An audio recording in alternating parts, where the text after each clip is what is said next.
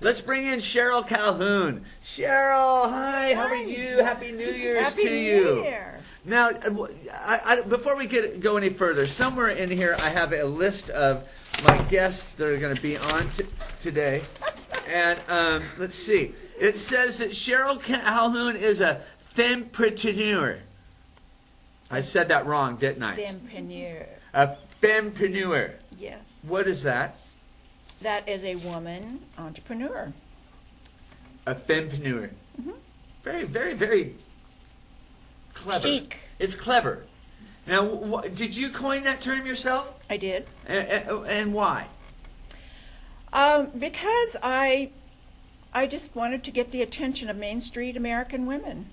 And that's who's launching businesses right now, are Main Street American women. When you say Main Street American women, mom and pop type organizations? No, I'm talking about women who are making between $25,000 and $75,000 a year. The women who are out there that can't tap into some of the million-dollar resources, but are looking for ways to get more visibility. You've been the leader in this women's network of yours for a long time. What got you started? Because you come from a farming background, right? Well, actually, I come from a farming background, but my business background was 30 years in corporate finance. That's what I did before I started launching my own businesses. And this particular business that I'm launching was just really born out of working with women who, in the 21st century, today, who say, you know, I really don't know how to do that. I don't know how to use social media. I really have never done a business plan for myself. I don't know what strategy to use. Working with women who really, I feel, lack 21st century skills really has inspired me to put together something that, an umbrella of resources that allows them to tap into resources at a price point they can afford. Okay. So, but when we're talking about lack of certain skills, but not lack of like creativity and things like that, and making of products and Yeah. businesses, right? Okay, so women are really creative and very innovative, except I think what they lack are just pure business acumen or business professional business tools. So, for instance, if a woman wanted to launch a website but didn't know how to do that on her own, and wasn't, and although there are inexpensive ways to do that yourself, and she wanted to reach out somewhere, what I don't want to have women do anymore, because I did it myself and many others have, is reach out for someone who says that they can do something, but not provide it at a price point that is affordable or a quality that you want. So by putting together something that is kind of cohesive like this, the network, it allows women to go, there are 3 website developers in this network. I'm going to talk to each one of them and see which one most resonates with my personality, my price point. So the people that you're building in this network, are they other women? They're all women. They're all women. Are you kidding me? Well, that's what I'm asking. I mean, but because it doesn't matter. If you have 3 people that make websites, and you didn't tell me that they were all They're women. all women. I would think that maybe there were some women and some men. No. But this network's all women. It's women supporting women. There are 45 resources, all women, in this network. There are 15 categories, and there are 3 women in each category. And so what happens is women who are looking for skills come into the network, and they go through a needs assessment, and then I sit down with them and put a strategy together, and then they go to the category that they really feel they need to start with, and they vet each one of those women and then decide which one they want to do business with. So there may be someone who wants to work with someone on image, maybe self-care, maybe brand strategy, maybe business strategy, web development. All of those things are in the network. Why did you find it necessary to do this? Because women are broke most of the time. They're broke. Yes, I'm telling you that 75 to 80% of the women I work with are struggling.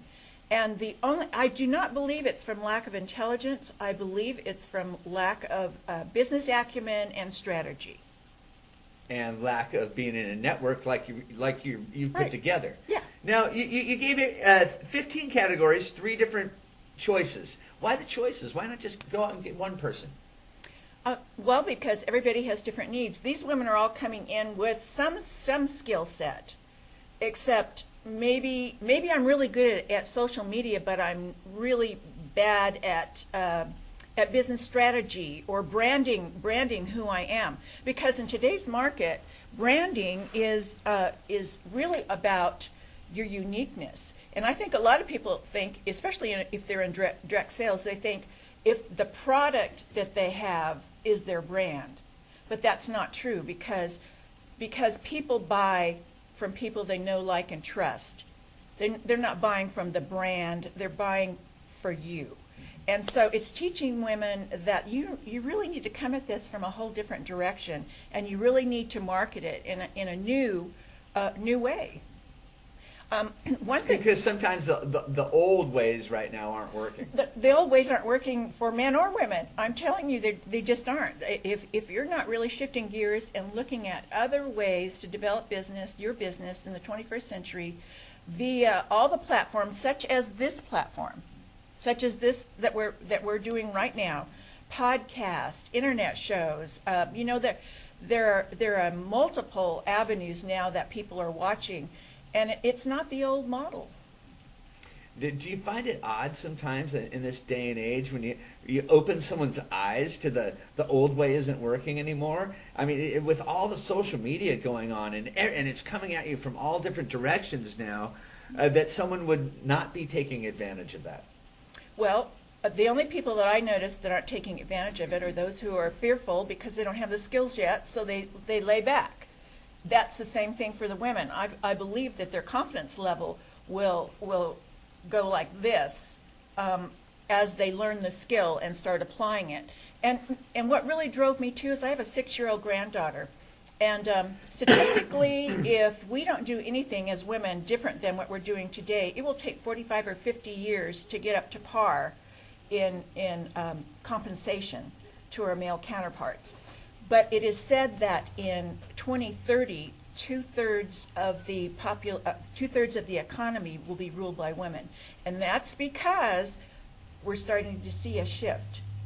We're starting to see a shift of women who are not only launching businesses, but are out there talking to one another, collaborating with one another. And if you look on Facebook, you see all these groups that are forming.